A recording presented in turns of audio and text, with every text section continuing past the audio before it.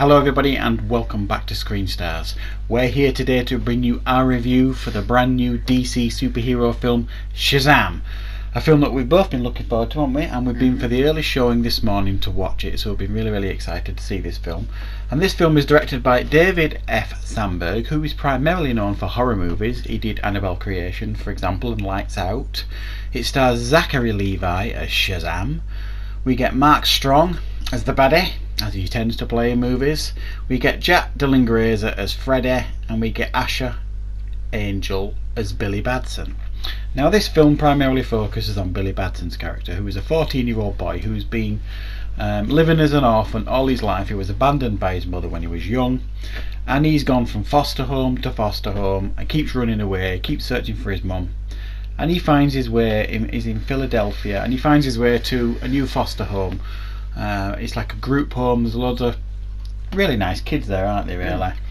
But he's still not happy, and he does something good. He helps his friend Freddy out, doesn't he, who's got a bit of a disability with his leg, and he is deemed to be of pure spirit by the wizard Shazam, and he is summoned before him and he is given the powers of Shazam. But essentially he's a 14-year-old boy, so every time he says the word Shazam, bam, turns into Zachary Levi. He's got all these superpowers that he and his friend Freddy spend much of the film trying to figure out what his superpowers are, don't they? But Mark Strong's character, Dr. what's he called, Thaddeus Savannah, is not having any of it. He wants all the power to himself, so he seeks him out to try and take him out. So that's essentially, it's an origin story. It's a fairly enclosed superhero film. Essentially it's a reimagining of the 80s film Big, and they actually do a little nod to the film Big in the movie as well, in regards to the piano scene in Big. And if you've seen that film, you'll know what I mean when you watch this film. So it is openly tipping its hat to Big. It's like a superhero version of that, and it's a lot of fun. Now, what did we both think of Big? I personally thought it was a great direction for DC to head in. You've just called Shazam Big. And well, I did, yeah. What did you think of Shazam?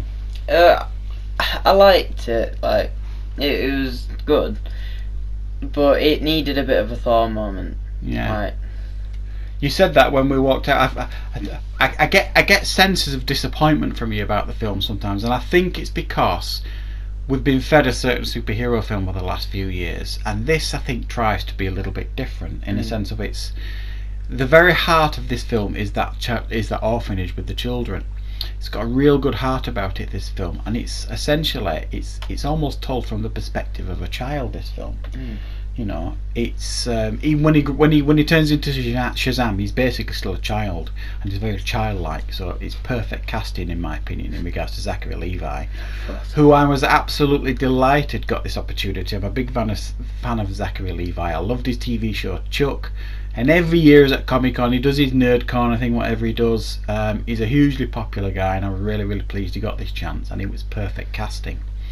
And all those people, when they first cast Zachary Levi as Shazam and all the first pictures started coming out of him in his costume, everybody were taking the mickey. Thought it was going to be rubbish, this film. Well, haha, you were wrong. It's actually very good. But because we've been given these epic Marvel films over the last few years, this film feels a little bit different. It's more enclosed, it's got more of a heart to it. It's a smaller scaled version of a superhero film. And Jake rightly says it lacks a Thor moment, doesn't it? It's kind of like it's a superhero film, but as a kid pretending to be a superhero, basically. Like I said, instead of pretending you've got superpowers, it actually does those superpowers. Yeah. So like, it doesn't really know what to do with them. No, and that's part of the fun of the movie for the most part. But I think what you mean is when it actually gets down to the serious bits at the end, it never really gets a chance to shine, in your opinion. And I get that, I do get that, because I'm not going to spoil what happens at the end, but it becomes more of a group effort to a large degree. And I think that was the direction they took it in regards to family and the message they're trying to get across and stuff. But he never really has that, like you say, the Thor moment where he has that power moment and he just zaps everybody sort of thing. So that was a bit of a disappointment for you, that, wasn't it? I really loved this film. I thought it breathed new life into the DC films. I think they've been heading in the right direction for a while now, DC. I thought Aquaman was good. Its tone was just right, even though it wasn't for everybody, but it did really well. And I think this is another huge step in the right direction. It's got a great sense of humour. It doesn't take itself too seriously. It allows you to have fun with it. And for far too long, the DC movies have had no sense of humour. Well, those days are long gone now, because this was really light-hearted and fun, wasn't it? And it didn't take itself too seriously. No. Was there any scenes that were your favourite in the film? No. Oh. There's one where I don't remember. No, I don't remember. One of my favourite scenes was there's a fight scene where where the bad guy gets hit by somebody, and he does like the Street Fighter noise. What's that? Hadouken. Yeah, Hadouken. He does that when he zaps him and fires him back. I think there's so many little things that they shove in there, little fun bits and pieces. My favourite bit is they're up to they're standing on the top of the Philadelphia Museum steps, and he says, "I'm not surprised Rocky trained so hard to run up these steps. It's a great view." Yeah. He says that. It's a really good film, and I think it's got a good message at its heart of it. I really do. And for me, it's a breath of fresh air, because it's not one of these huge grand scale epics, and as we were walking out of the cinema, I said to you, as good as Avengers Endgame is going to be, it's not going to be a light subject. After the last film, it's going to be a pretty dark film to a large degree, and I thought this was a really good palate cleanser to prepare us for that.